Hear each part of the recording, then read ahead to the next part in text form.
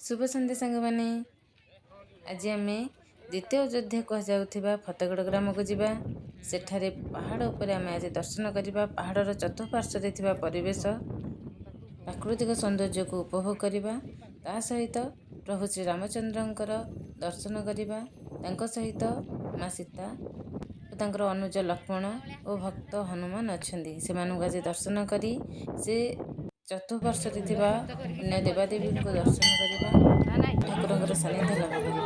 आसतु मो सहित जीवा फतेगड़ ग्रामर अवस्थापित प्रभु श्री रामचंद्र मंदिर।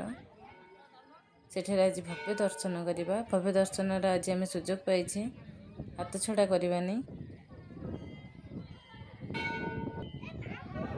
देखिपे प्रभु श्री रामचंद्र, माँ सीता, सान भाई लक्ष्मण और हनुमान सहित किपरि विराजमान करिसेंती। मते तो दिव्य दर्शन दिव्य अनुभूति होछि। आपण मध्य आसतु। जेहेतु शीत दिन थिला, लोक कमी कमी जाइथिले, हेले भी लोक गहली थिला। पहाड़ ऊपर एते जोर पवन होउथिला, आपणकर समस्त क्लांत ये पवन ही दूर हो जाउथिला। एते सुंदर पवन।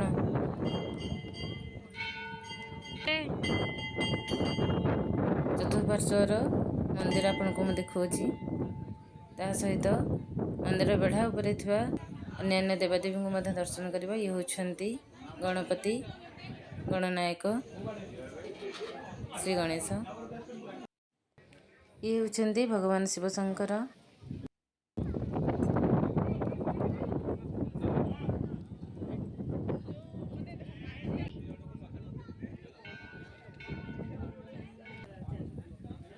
ये होछंती धर्मदेव श्री सूर्य नारायण का मंदिर। अपूर्व शोभाराजी।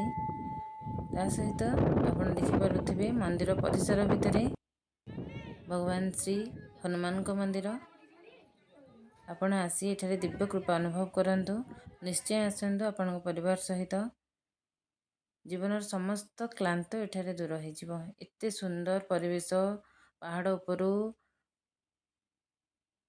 सबु ग्रामर दृश्य आपण देखि पारिबे। केवल लाइट आपण देखि पारिबे।